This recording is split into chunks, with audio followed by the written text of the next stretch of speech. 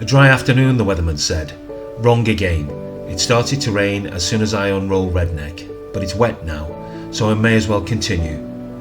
This is the first time I've put the new transom wheels on and inflated the boat. I thought it may be easier to put the wheels on whilst the transom is flat on the floor. As you can see, it's a bit fiddly putting the wheels on, and it highlights the importance of drilling the holes for the transom wheel studs in exactly the right place.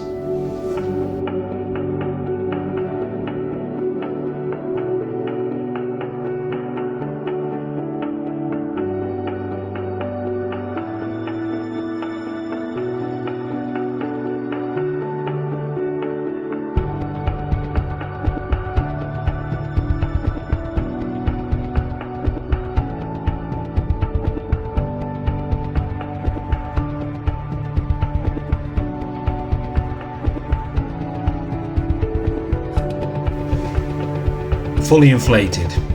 Time to deploy the wheels for the first time. That is so easy. I used to struggle like hell with my old transom wheels. I'll actually be able to do this from inside Redneck when she's afloat.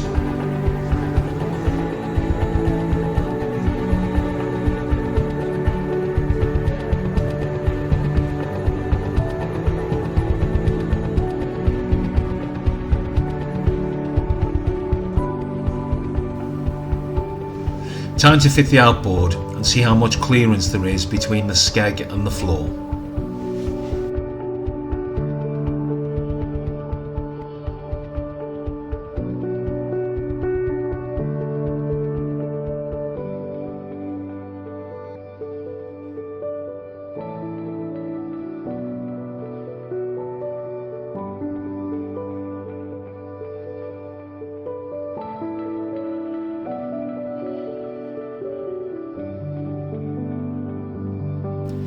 As you can see, the skeg touches the floor, so the outboard always has to be in a tilted position when using the wheels.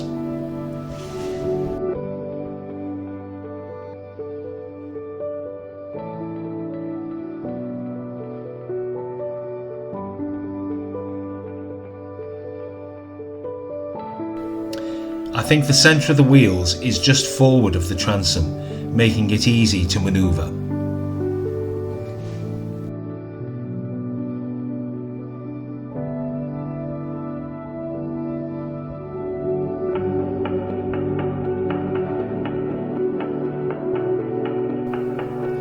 A very important measurement for some. The distance between the bottom of the transom and the top of the wheel is 35mm. The distance from the transom to the first strut of the wheel is 15mm. I'm really pleased with the wheels, and they appear to be far superior to any of the other wheels I've used so far. Obviously I've not used them for launching, out on the water or recovery. That will have to wait a few months.